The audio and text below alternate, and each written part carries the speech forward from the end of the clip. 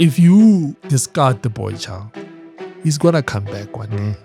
And when he comes back, he's going to burn that village. Yeah. If we don't take care of the conversations between men, the people who are going to suffer are going to be women and children. Right. It all goes back down to raising and nurturing good male role models who become good fathers, good uncles, good brothers, good husbands, and that heals society, doesn't it? There's an underlying trend. If you take people who are successful in the world and you dig deeper, there's always a father there. Generally there is. I don't think men understand how important they are in society. They don't. Masculinity is a beautiful gift to society. It's a beautiful thing because when the robbers come into the house, it's not going to be femininity that's going to solve that. It's going to be that masculinity. If we could just restore that in our nation. Yes. I've often said, heal men, heal the world. Yes. Heal men, you heal the family, you heal the marriage, you heal the child, and you create a healthy society. I agree with that.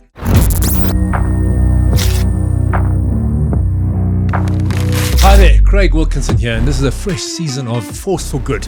Welcome.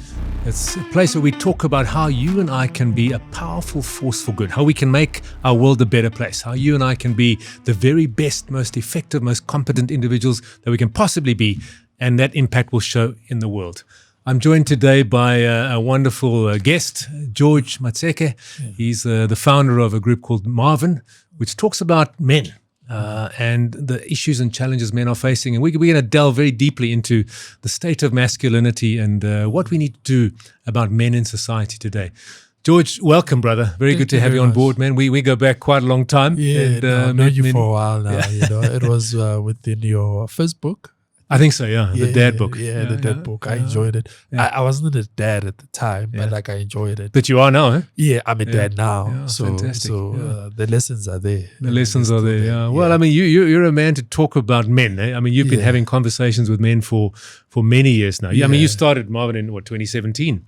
2015. 2015, over 10 years ago. Yeah. And I mean, you were sharing with me, it came out of this almost a prophetic vision of what men were experiencing and going through, and the challenges, that no one was talking about at the time. Yeah, so it actually started with that, but it also started with my dad. So my dad was always a go-to person for me. We had a very good relationship. Then when he passed on, I didn't find a place where I could get advice about life. There was no replachment for the father figure. Yeah. Then that's when I decided, I'm going to do a men's magazine. And right. I'm sure I'm not the only one who needs, some guidance. Then in 2015, I decided to do it. And when I did it, I realized what I saw was that there's a lot that's going to happen if we don't take care of the conversations between men. The people who are going to suffer are going to be women and children. Right. So that was the thing about it, to be like, we need to have these conversations, hard conversations, so that we can have a better society, Yeah. So what's happening now, 2026, I saw that in 2015. Even with GBV, we've been monitoring it very closely. It's getting worse. Yeah, it's not getting any better. Yeah. So, but you need to think about, why is it not getting any better? And when you speak to the men, they feel sidelined. They're sidelined at work. Therefore, it trickles down to at home. Obviously, trickle down to the women and the children who obviously don't have the strength. Right. So how men are lashing out in anger. Men are lashing out in anger. Men are not being able to provide. Men, you know what I mean? And it trickles down to society. There's these conversations where, like, now they're neglecting the boy child or they're neglecting the man. And when you do that, it's dangerous. Eh? It's dangerous because, like, this is how I paint it, right? If you discard the boy child, he's going to come back one day. And when he comes back, he's going to burn that village. Yeah. And there's nothing that you can do. We've seen it with Shaka. The story of Shaka, the dad was like, "You're not my son," whatever it is. He discarded it. The anger builds up, the resentment, the need for revenge. Yeah. What did he do? He came back. And what did he do when he came back? He burned down the village. And so boys are very dangerous in society. They need to be nurtured. They need to be nurtured to be like your strength that you have from God Yeah. is there for you to protect. Fantastic.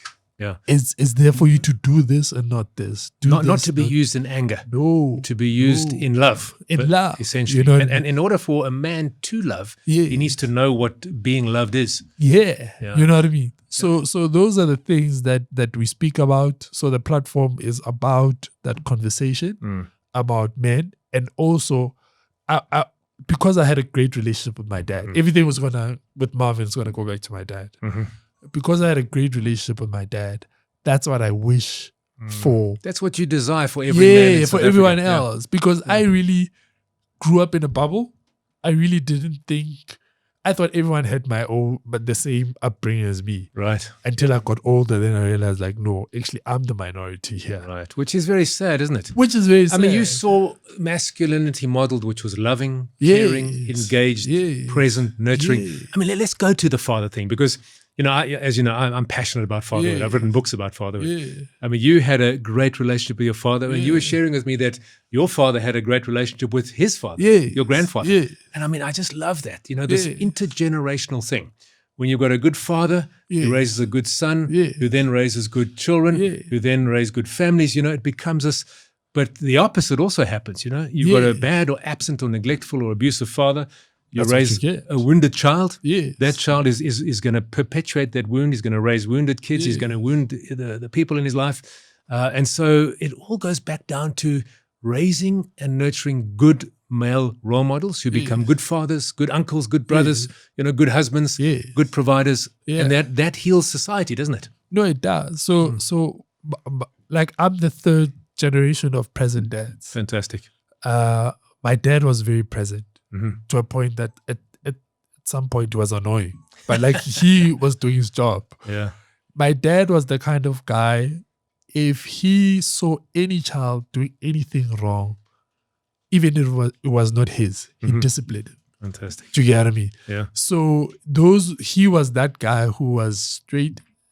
He didn't like funny things. And he made sure that I was always with him. So I enjoyed his company.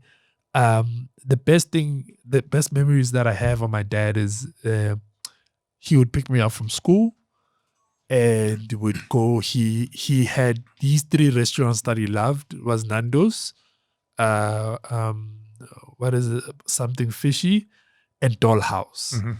Would go there, get a burger or whatever, and would sit and he'd listen to me just talk.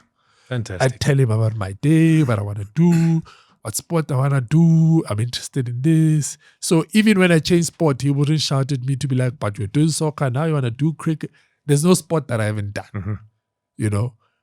His support was there. Yes. The other day I was thinking, I even did water polo.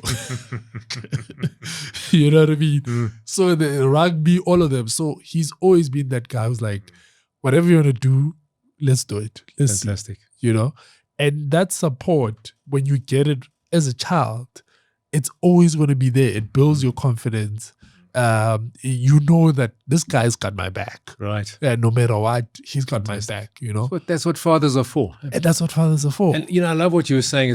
He wasn't just present physically. He was present emotionally. Yes. He was there for you psychologically, spiritually, emotionally. I mean, that's what fathers are for. Yes. And if we could just restore that in our nation. Yes. You know, I often said, heal men, heal the world. You know? Yes. Heal men, you heal the family. You heal the marriage. You heal the Yeah. child. And you create a healthy society. I agree with that. And South Africa is one of the most unfathered nations in the world. Yeah. And there are reasons for that. You know, Yeah. we've had a very rough history, apartheid, migrant labor, etc., which has destroyed families. But we need to restore that, don't we? I mean, that is the solution to our future, restoring fatherhood. Yeah. So I think also there is a bit of restoration that I see from the outside. So I know that I'm lucky that I had my dad, but I know everyone else around me was not so lucky. I think fathers now are more involved. They're more aware, aren't they? They're more aware and more involved than the previous generation. So the man sat down and said, okay, we need to fix this, you know, and we're fixing it whether we're with the mom or we're not with the mom. That's a different story. but they understand the impact that they make in the being in their child's life, because I think that was the main fundamental issue, that I don't think men understand how important they are in society. They don't.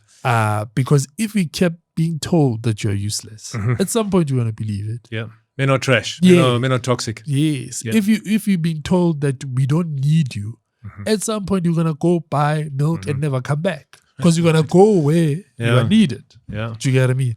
So those are the things that I wish other men knew, that you're important, you're valuable. The structures that we have now, everything here has been built by a man or maintained by a man. The roads, the buildings, all those things. Sure, we have them, so therefore we might be taking them for granted. But if these things that we didn't have were not there, like we'd be living a different life. Absolutely. You know what I mean? And the man on the street is the one who makes it all happen. Who makes it all happen, you know? Well, I want to talk, there's a beautiful article there on your website, which I want to quote from several excerpts from it. Yeah. And it talks about how men have become disposable. Yes. And let me just read this. It says, across cultures and generations, a quiet sentiment is growing among men. Yeah. The feeling of being disposable. Yes. Not in a dramatic self-pitying way, but in a slow internal erosion of worth. Yes. Many men feel valued primarily for what they provide, what they fix, for what they protect, or what they endure. Yeah. And when they fall short of those expectations, their relevance feels negotiable. Yes. And it goes on to really to specifically talk about economics. It says many men don't feel valued for who they are, but for what they can provide. And when that fades, so does their sense of worth. Economic failure doesn't just empty a man's wallet, it quietly dismantles his identity. It does. Talk to me about that. The fact that men are feeling disposable, they're feeling useless, they're feeling like my only worth is if I can protect you and I can provide for you. If I can't do that, I'm useless. So even Chris Rock said it like years ago. I don't think we called it then. He said, only people who are loved unconditionally is men, women, and dogs. You mean women and women, Yeah. children, children, women, dogs. Sorry. Yeah. Women, children, and dogs. Yeah. Those are the only beings that are loved unconditionally. Yeah. A man is loved with the provision of, can you provide this? If you can't provide this, then there's no love. You're useless. Then you're useless. Yeah. So even for us, we look at it from that's why working is very important. Like men and work, it's something that is innate in us, working, even if you're 60 or 70, you don't wake up in the morning and say, my goal is to do nothing. Even if you are retired, you're just like, oh yeah, now I can maybe work on this car. You want a sense of purpose, huh? Yes, you want to be useful. You want to be useful and have a sense of purpose that you're working on something. Yeah. So we're always working, and we always and the background of this working, it's always our families. Because you're working for your family. You're working for your wife. You're not just doing it for yourself. No, you're not doing it for yourself. And also, even when you do it for yourself, it becomes meaningless. Right. But when you do it for your family and you can see the appreciation that comes from there, and you move them from a small house to a big house, and you bought them a big car. It's a real sense of pride, achievement. There's the sense of pride in it. So, but now, if you don't have the means to do that, then you feel like you are useless. And when you feel that you're useless, then you get into depression. Right. Then from that depression, then there's drugs, then there's alcohol, drinking, escaping alcohol, it. sex, whatever. Whatever it is, because now you're trying to escape this thing that you are useless. Your peers are driving cars, they're having families. You are stuck in one place. Yeah. And, if someone says crime is your way out, you want to take it. If someone says doing a heist that's going to give you money, you want to take it. Right. If they say drugs is going to give you a different, you want to take it because you've got nothing to lose. You have nothing. And that really highlights South Africa's society at the moment. Hey? The very high level of unemployment.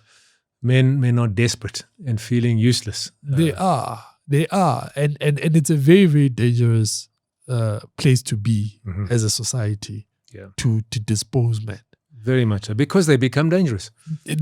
As a boy child is dangerous, and it's up to their father to nourish them, and carve them right. Teach them how to use their testosterone. Yeah. I often use the example, George, of a motor vehicle. Yes. A motor vehicle is a very beautiful thing. We use them every single day. Yeah. But it's also dangerous. It's very dangerous. You drive that thing wrongly, you're going to kill people. And people die every year. Yes. And you need to learn how to drive a car. Yes. And young boys are exactly the same. Yeah. They have tremendous force for good. Yeah. But if they don't know how to drive this thing, it becomes Then a force. it becomes a problem. Exactly. And, So and you can't need men to discard teach them. Yeah. No, you can't discard them. No. Because when you do, you literally is a ticking time bomb. Exactly. Because one day, like I said, they're going to wake up and say, the people who took our jobs that we're supposed to have are women.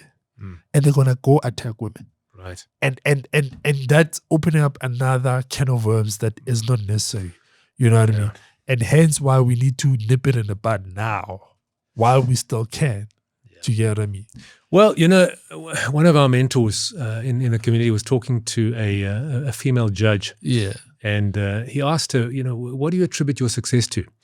And she actually teared up. Yeah. And she said, I attribute my success to my father. Yeah. And she said he wasn't a wealthy man. In fact, there were times when he was unemployed, but she said he was always there for me. Yeah. When I woke up in the morning, even though we were living in a shack, he'd heated up water for me to wash. Yes. When I got back from school, he met me at the bus or the taxi. And the message for me in that is that, and the reality is not every man's going to find a job, sadly, No. but you can still be a man. Yes. You can still be a person of value. Yes. That father was a man of tremendous value. He Yes. didn't have the money, Yes. but he had the commitment, the presence, the engagement, and this female judge acknowledged that. That was what caused her to be successful. So I think we need to give a message to men and society that regardless of whether you can or cannot provide, do your very best to provide. Knock on every door possible, Don't be lazy. But whatever your situation, you are still valuable as a human being, as a man. You can still contribute. You can still become part of the neighborhood watch. You can still, help kids cross the road at school. Whatever it is, you can still be a good father, a good husband.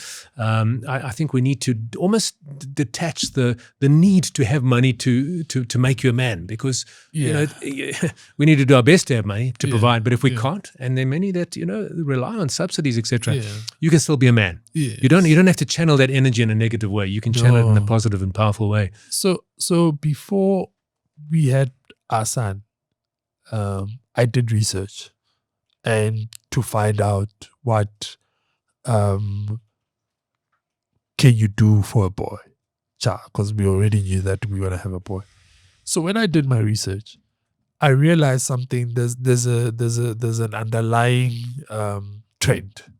If you take people who are successful in the world and you just dig deeper and look what happened, who did what, there's always a father there. Generally there is. So you can take the Michael Jackson, it was the dad. You can take Serena Williams, the Williams sisters, it was the dad. You can take whoever, Tiger Woods, all the stories all have similar thing. It was the dad who decided, we are going to play golf. I like golf, and we are going to play golf. So we are a golfing family now. And because the child is young and the dad is the hero, it's like, oh, whatever my dad is doing, I'm going to do. Because kids learn from watching instead of you telling them. Correct. And then from there on, it becomes a thing. Then you have to take it seriously as the dad to be like, okay, this child is good at this. We're going to harness this talent so that by the time that they're 10 or 12, they already have like 8 years of experience. So it's the same thing with my son.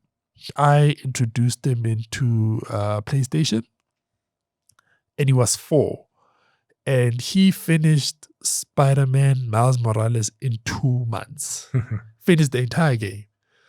Helped him here and there, but he was able to figure out the whole entire game for a 4-year-old. That's crazy. But he had your presence, your encouragement. I was there. Your mentoring. You were there. I was there. I was there all the time. Yeah.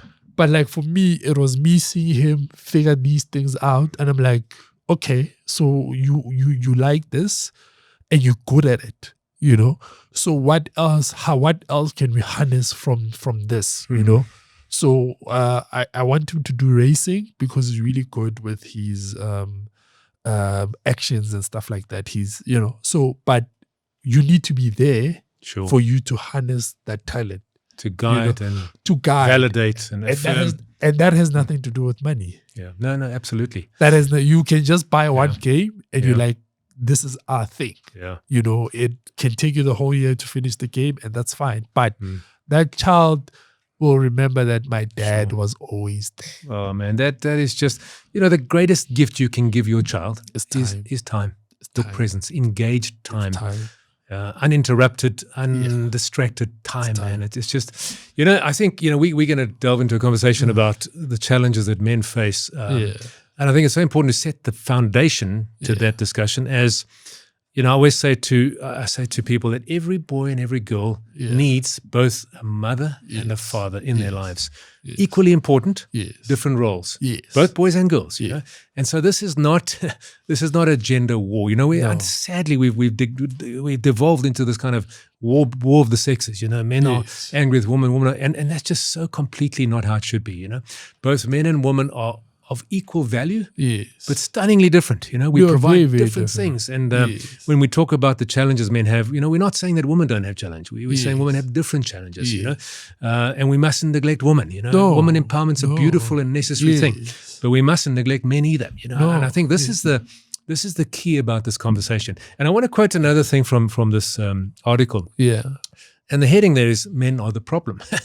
That's the perception, There's been a growing cultural narrative that frames men primarily as problems to be solved. Conversations around gender often highlight male violence, male privilege, and male failure. Important discussions, but ones that rarely leave room for nuance. Ordinary men feel blamed for systems they did not create and are powerless to change. And here's the key. When a group is spoken about mostly in terms of harm, its members internalize shame rather than responsibility. I often ask young men, are you in a school setting, are you proud to be a man? And they say, yeah. I said, would you put that on social media? Oh, no, I wouldn't do that. Why not? Because you're going to get attacked. Because I want to get attacked and cancelled. Now imagine being attacked and cancelled for being who you are. For being who you are. And I mean, that's a problem. Men are growing up with a message, #men are trash, toxic masculinity. They're getting this. And it's just not true, And if you get told that often enough, you begin to believe it. And what do? You rebel. You backlash. You either retreat and become, very low self-esteem. That's why men commit suicide a lot more than women. Or you retreat into drugs and alcohol, or you become aggressive. And I mean, this framing men as the problem is a real issue. So we got to change it. So I went to a book launch by Masito. I forgot his name. Sorry. He's got a book called "This Country Hates Men." I saw that. Yes. Then you scratch out the men. Then you say boys. In this society, especially like with women, there's no accountability when it comes to the pain they inflict on us. Everything is our fault. Even in a relationship, if the relationship falls apart, it's the man's fault. If the marriage falls apart, it's the man's fault. If the marriage succeeds, it's the woman's contribution. Even with this conversation of the boy child, because I've had these conversations on social media, and I'd get attacked by women because of the views. But I'm glad that we're having this conversation either way, whether you like my views or not. That's something that needs to be talked about. Yeah. But when it comes to that, when I spoke about the boy child has been left behind, women usually distance themselves from the problem. Like they live in a different planet and they only come to this earth from 7 p.m. You know what I mean? And I'm like, no, you're also part of the problem because these boys live with you.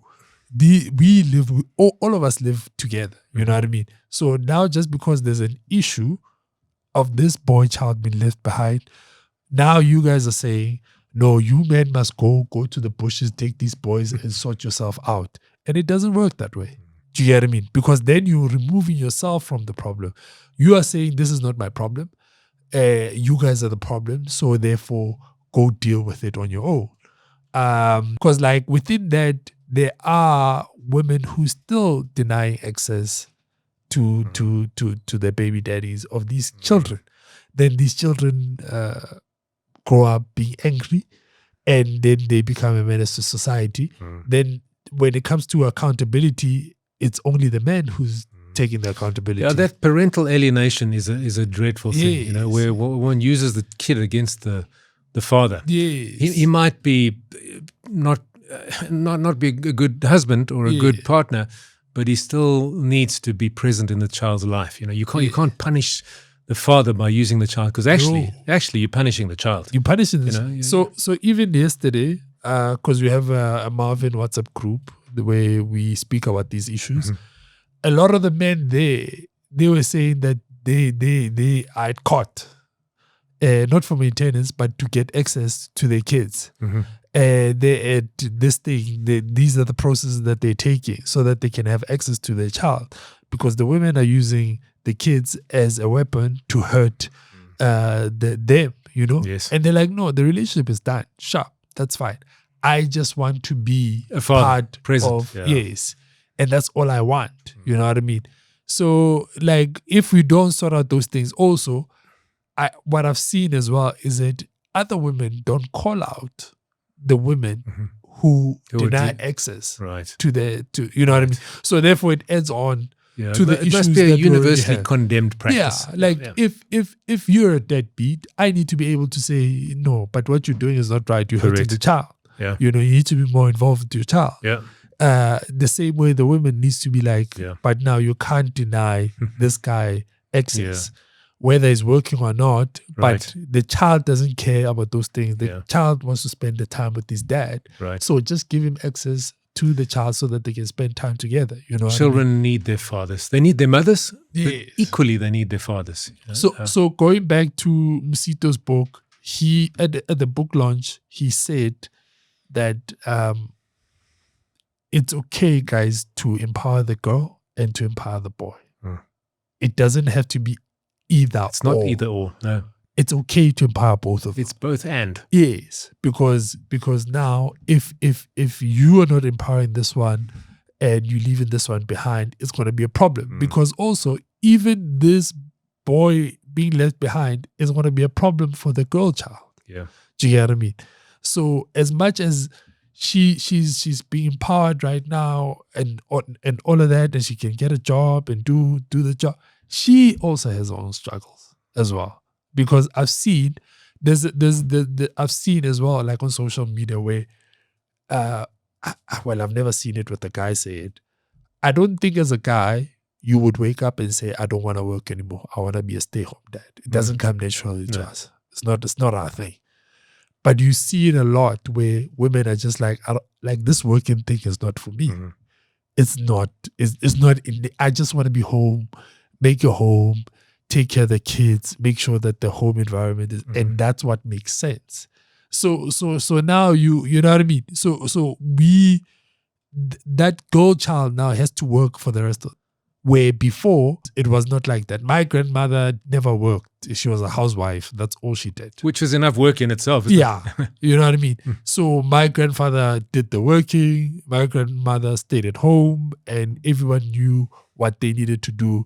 And she lived a very long life, had kids, grandkids, and everything. So, but now, a lot of women are going to be working until they die. You know what I mean? Even if they don't want to. Even though they feel like it. For us, it's easy. We want to work until we die. We do, yeah. It is innate in us. Yeah. I think sadly, a lot of women have been let down by men, and they feel as though unless they look after themselves, they're not going to be looked after. So I think there's been such a breakdown on both sides, isn't there? Yes. A breakdown on both sides. I mean, a man who steps up and takes responsibility and loves and he cares and he nurtures and, I mean, the biblical thing says, husbands love your wives as Christ loved the church and gave his life for her. There's an element of serving, of loving, of caring, of nurturing, if every man did that, women, there wouldn't be a backlash, would there? I mean, a woman would have a sense of safety and security in the knowledge. And it goes back, doesn't it? It goes back to fatherhood. You know? It always goes back to It always goes back to fatherhood. You know, good men raise good boys who become good men, who love their wives, you know, and do their very best to provide. It's been a real downfall. You know, there's another excerpt from this very good article. You know, I'd highly recommend people to go on your website and check out these articles. They're brilliant, you know. And it says here, men are told to open up, but they're punished when they do. Yes, we get punished. You know, men are told to be emotionally open, yet are often punished the moment they show uncertainty or vulnerability. Yes. Emotionally, many men feel unsupported. Yes. We're scared to open up because you're going to think we're weak. Yes. While mental health awareness has grown, men still face stigma when expressing vulnerability. Yes. From a young age, boys are taught to man up, suppress fear, and handle pain alone. Yes. As adults, this conditioning translates into isolation. Yes, it does. You know, you and I don't talk. You know, I mean, they say the biggest lie that a man tells is, no, I'm not cheating on you. He says, I'm fine. Yes, I'm fine. I'm fine when I'm not fine. Yes. You know, if you come to me as a brother and say, Craig, how are you doing? It's easy for him to say, George, I'm fine. cool, man. Yeah. But for me to be open and vulnerable, and a lot of women also, sadly, they want us to be open, but when we are, there's a sense of you're weak, you know. I want a man who's strong, you know. So when it comes to the women, with regards to opening up, it's I think when you open up to a woman and say, "But you've hurt me this way," if you not with a matured woman, then they won't take that accountability to be like, "This is actually how I made him feel." Right. Sure, it was not my intention, but this is how I made him feel. Yeah. And therefore, I need to take accountability to be like, "That was not my intention, and I'm sorry for hurting you." Right. But at a lot of times, it's when you open up and say, "You've done this to me," or "This is how I feel," it's met with backlash because she doesn't want to take the accountability of the situation. So it's murky. So with us, also the world is hard on men, and if I had to go to social media today and say the world is hard on men, I'm going to get attacked, you know, and I'm going to be attacked by women who've never been men before, who've never lived a day being a man. They don't know what my struggles are, but they'll impose their own insecurity and say that, but women have it harder. How do you know that you have it harder? Because 1, 2, 3. But like, how do you know what I go through? Exactly. Well, the point you're making is very powerful because by saying that men have it hard, you're not saying that women don't have it hard. I'm not saying we have it hard. I'm saying we are having it hard. We have our challenges. You have yours. They differ. Yeah, they differ. But do you get what I mean? But we mustn't minimize those challenges. Yeah. So another thing that I've realized with society now is that there was a thing that trended for weeks and I think for months when Nandi Madida said you need to give the trying man grace. It became war. You know, on social media, it was just war. What people are saying, we don't need to give men grace. Yes, men are bad. They don't deserve grace. So I know Nandi personally. I even said to her, thank you for that. What they don't understand as well was that Nandi has a great relationship with her dad. Has an amazing relationship with her dad. Sure. And I've seen her date different guys over the years because I knew her from an early stage. And even the guys that she dated were good guys that you would approve. Because her father set the tone. But you hear what I mean? So when that happened, I was defending her, saying that this is her reality. And she sees the kind of men in her world that are trying and are struggling. And that's why she's saying, do give the man who is trying to be better grace. But everyone attacked her with just that statement. You know what I mean? So, and I would ask them, so are you saying that grace is exclusively for women, basically? You know, grace is just for women. And only women have problems. And only women have problems, Yeah. and only women need to be heard. And so we are in that era right now where we're gonna get to a point where our young boys, when they grow up, they're going to regret being a man. And there's nothing wrong with being a man. It's something that is beautiful. You know what I mean? It is. Masculinity is a beautiful gift to beautiful, society. It's a beautiful thing because when the robbers come into the house, it's not going to be femininity that's going to sort that. It's going to be that masculinity that's going to sort those issues. You know what I mean? So, but now no one even speaks about masculinity on its own. Yeah. It's always followed by toxic masculinity. Yes. You know, which we need to reframe and restore. You know, I mean, masculinity is a beautiful gift. I often say to young men, you know, in your DNA, doesn't matter where you come from, Africa, Asia, America, Europe, where in your DNA is a rich heritage of heroism. Yeah. You were made to be a hero. Yes. You know, you talk about the Titanic, you know, the story of the Titanic when it sank, you know. What a lot of people don't know is that 19% of the women on that ship perished. They drowned. Yeah. 75% of the men drowned, you know. There you go. Now, if men were toxic, there wouldn't have been a single female survivor, you know. Men were routinely giving up their places in the boats for women, and that's masculinity, you know. It uses its strength for good. Yes, we do. Not for harm, for good. We do. Yeah, so this issue, you know, we recently, Spoo, our cameraman, was there. Yeah. We recently went through a bit of an exercise with our team. Because we're a group of men helping men, you know, to be better men. Yeah. And we had this group come that talked about period pains to us. And they actually attached us to this machine. Which simulated the period pain. And you know, and the guys were sweating, man. They were struggling. They were in pain, you know. Yeah. Spoo actually was the most, he went up to the highest level, you know. Yeah. But he did. He went up to the highest level.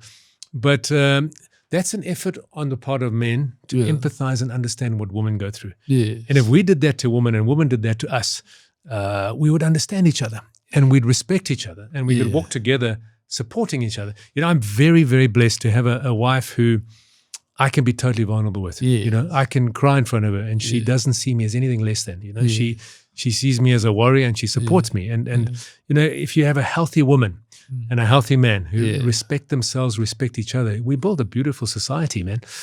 Because both genders need each other. Absolutely. We need each other. We're designed to co-create. We are designed to co-create. We're designed to live together. We're designed to build together.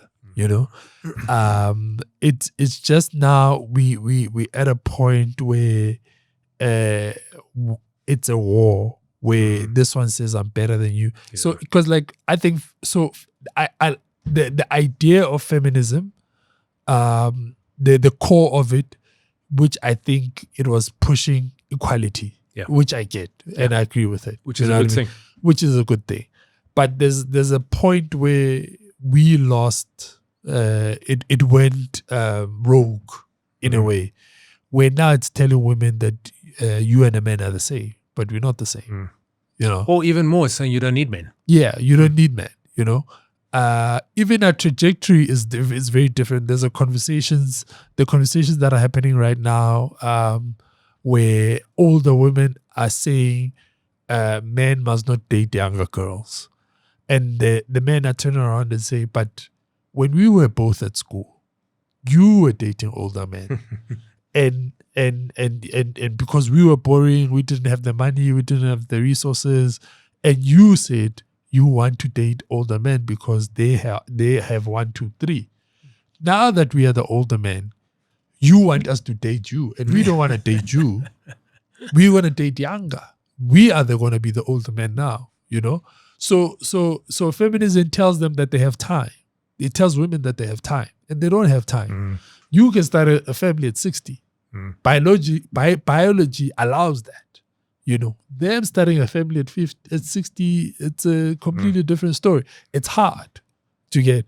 So there's no the kind of feminism that we have right now is not real. It's not true. It's not truthful. It's not true equality, is it? No. It's I'm better than you. You're bad. I don't need you. You know. There's only one who's bad, and this one is good. This one is good. This one is bad. Yeah. And you're like, but it doesn't work that way. No, it doesn't. No, equality is a beautiful thing. But you said it earlier. I mean, and I often say this: men and women are equal, but stunningly different. Yeah. You know, the things that drive us are different. You know, the challenges we face are different. There's some overlap, but there's different. There's another section in this article of yours which talks about dating and family structures. And it says, Relationships can also contribute to this feeling of disposability. Yes. In dating and family structures, men may feel valued for stability and protection rather than emotional presence. Yes. Divorce courts, custody battles, and social narratives can leave men believing they are easily replaced or sidelined once their utility fades. Yes. Even good men, present fathers, loyal partners, committed workers, can feel one mistake away from being discarded. Yeah. We see that in the courts, giving custody, sole custody to mothers. We see moms alienating their kids from their parents. We talked about from their fathers. We talked about that earlier. That our only utility is our ability to provide. Yes. As opposed to my utility as a human being, bringing love and nurture and mentoring, etc., etc. But they say that if you really want to know if you either have the right woman or if your woman loves you, lose your job. Lose your job. Yeah. I mean, a good woman will be there for you, support Yes, you, yes. and not view you as less than because you lost that job. Yes. But you see, the thing is, we view ourselves as less than. Yes. So it starts within ourselves, doesn't it? Yes. And then it's perpetuated as well by true. society and women, True. I mean, I think if we as men, I often say the most important relationship you and I have is the one we have with ourselves. No, definitely. If that relationship's good, if that dialogue in the head is good and healthy and strong, you're good. we can deal with anything, No, you can't. But man, if you've got that dialogue, and then you've got a good woman in your life who loves and supports you, man, you're winning. You're unstoppable. You're winning. You're unstoppable. Yeah. And I mean, that's what life's all about. Yeah. And vice versa, if our wives and our partners have a healthy relationship with themselves, Yes. and we have a healthy relationship with them where we're giving and loving and support, man, as a couple, you become unstoppable. No, definitely. And I think men are struggling to find partners like that, and women are struggling to find partners like that as well. But I think it boils down to how are we raised? Are we raised whole and healthy and validated and have a sense of identity? Yes. A whole person, a person who's whole by themselves, makes the best partner. No, true. A person who's not whole is not going to make a good partner. No. Because they're needy and they're ego-driven, Yes. whether it's a man or a woman, Yes. But you need to do the work to say that 100%. like I'm not whole. And like I always say that all the issues as an adult come from your childhood. Very much so. All of them. They come from your the people that brought you into this world. That's where all your issues really come from. 100%. And at some point you need to face them. Yeah. There was a time when I was doing therapy and I had to face my mom. There were certain things that she did. And it was not necessarily saying that she was a bad mom. It was just those things that she didn't even think I was doing something wrong. But also, you need to realize that it was the cards that she was dealt with. She knew what she knew. Our parents... they do the best they can do. They did the best that they can do, and they said, "This is what you have," and you're like, "Okay, this is what I need to do so that my child can have a better life." But when I went to therapy, I was able to humanize my mother, because God is mother is God in the eyes of a child. So I was able to humanize her and see her as a human being and say, oh, you made these mistakes. Oh, you did this, you did that. And you are trying and you're trying to figure it out because I was your firstborn and you've never had a child before. You've never been a mother before. So you're going to make mistakes. There's going to be so many mistakes, you know what I mean? So therefore, I need to be kinder to you as well with the stuff that you, and the decisions that you made, but we don't look at it from that view. Well, that was part of your healing process. It was part of my becoming whole, Yes, it was because you could grow up blaming and resentful, and that doesn't get you anywhere. No, it doesn't get you anywhere. So it was part of my healing process to be like, this is what my dad did, this is what my mom did, and this, I didn't like what my dad did when he did this, and therefore I'm going to try not to be this kind of person as well, And if you don't do the work, then you are going to bleed on your kids. You want to bleed on your wife. Absolutely. You want to bleed on everyone around You're going to take that and perpetuate it into the next Yes, generations. You're going to. 100%. So the work needs to be done by you because it's like if you have insecurities, right? It's not my job to work on those insecurities. They're yours. I don't know where they come from.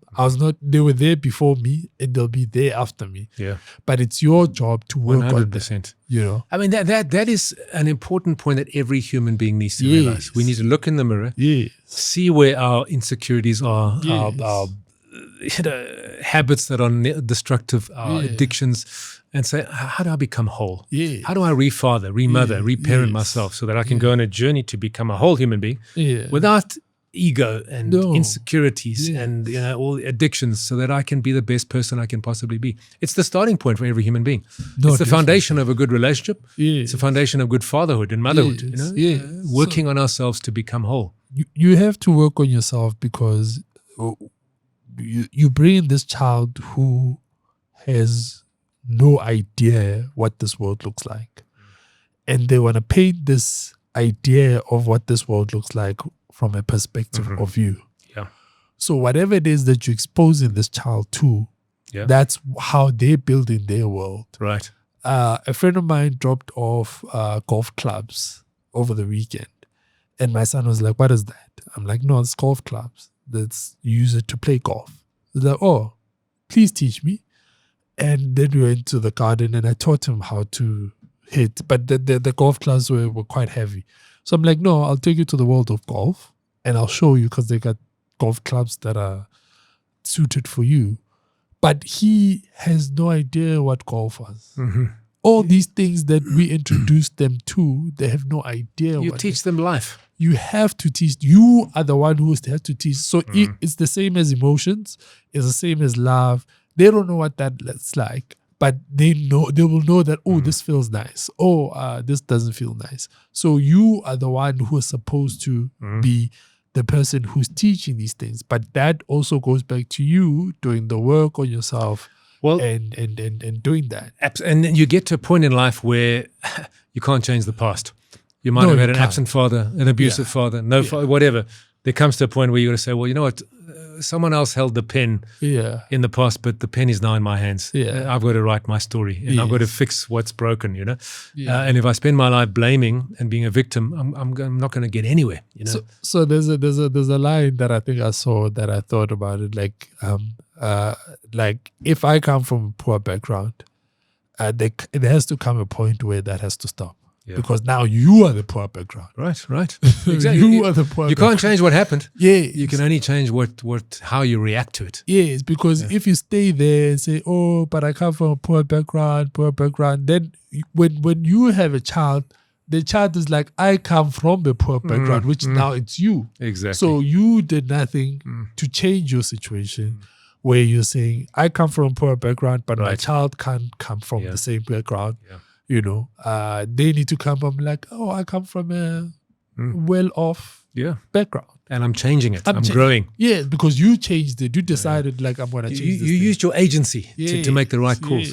Here's another second last piece I want to cover with you, man, George, is the cost of ignoring male disposability. The cost of ignoring male disposability is high.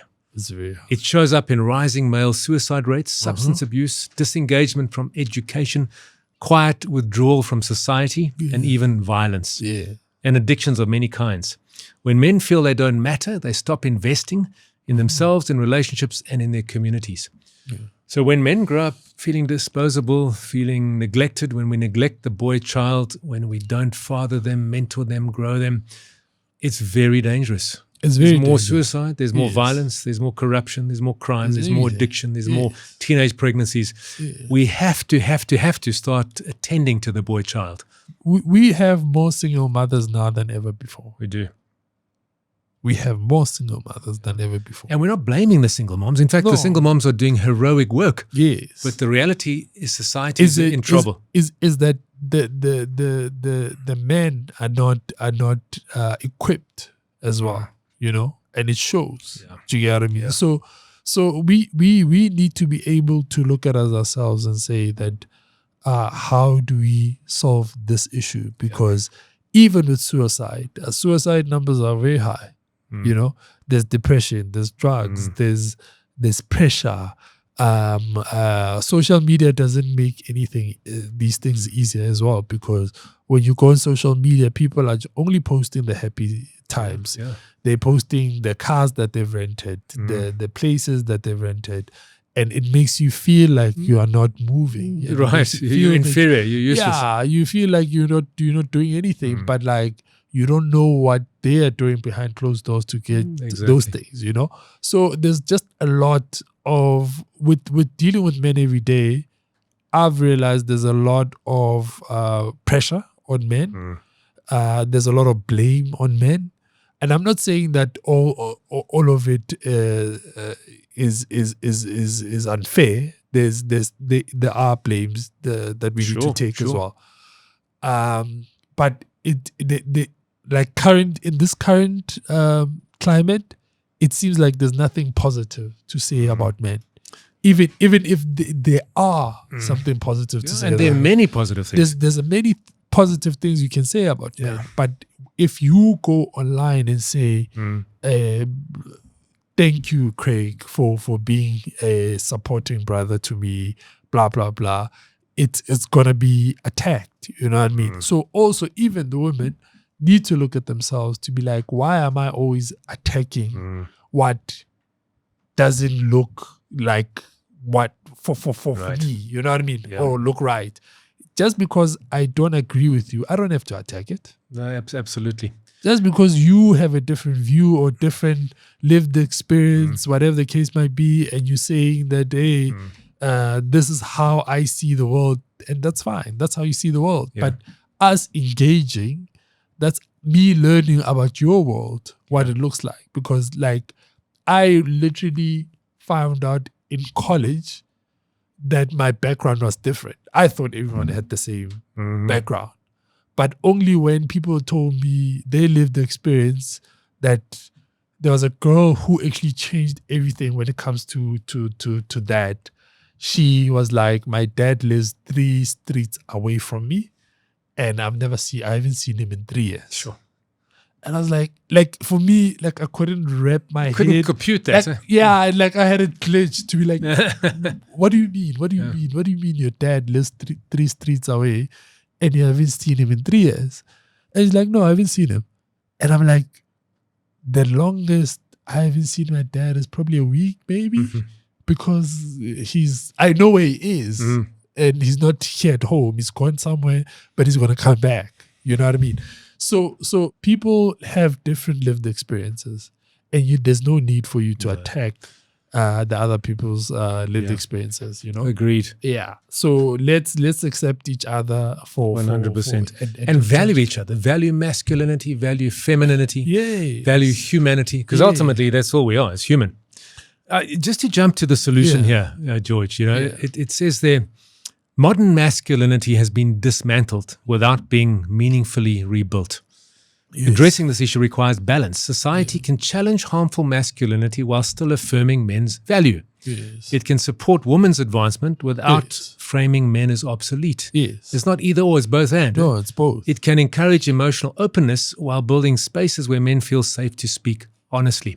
What would your closing words be to men and to women? To say, well, you know, we need to solve this. You know, we're equally valuable, and how do we fix it?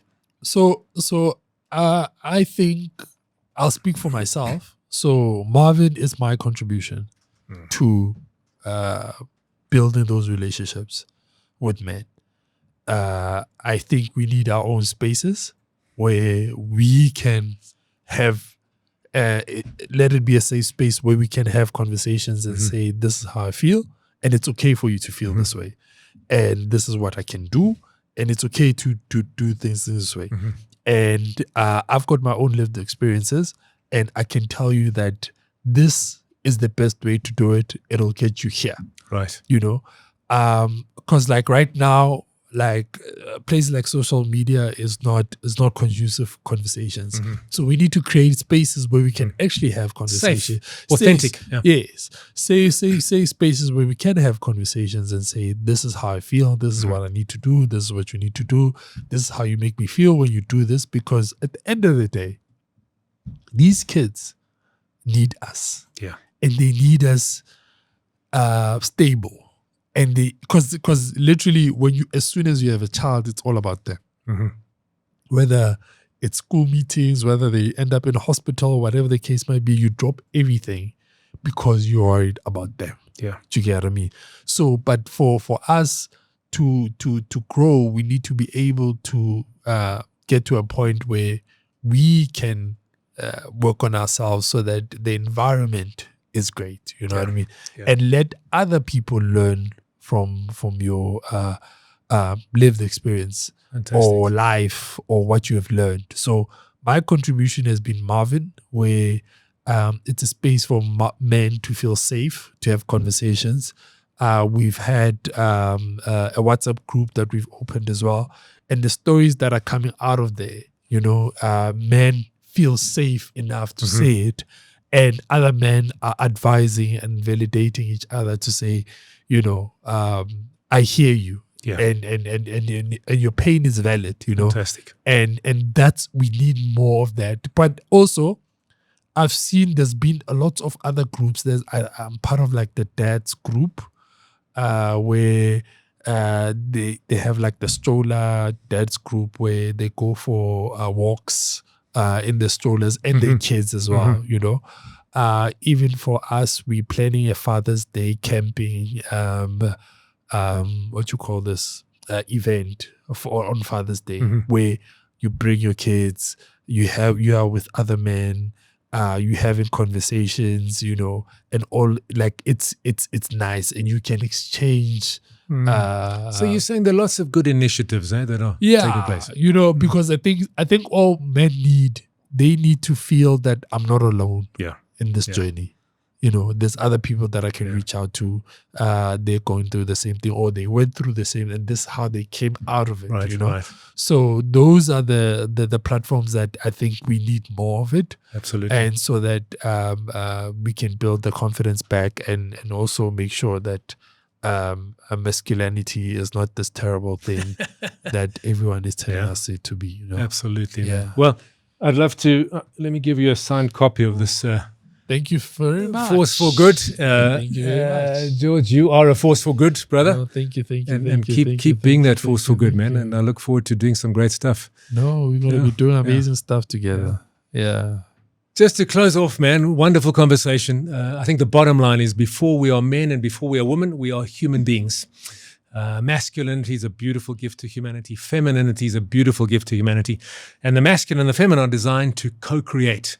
So let's understand each other, empathize with each other, walk together, not polarize, not condemn, not judge. Hold each other accountable. Call out bad where bad is bad, and honor good where good is in each of us. So until next time, Craig Wilkinson, Force for Good. Keep on being that force for good.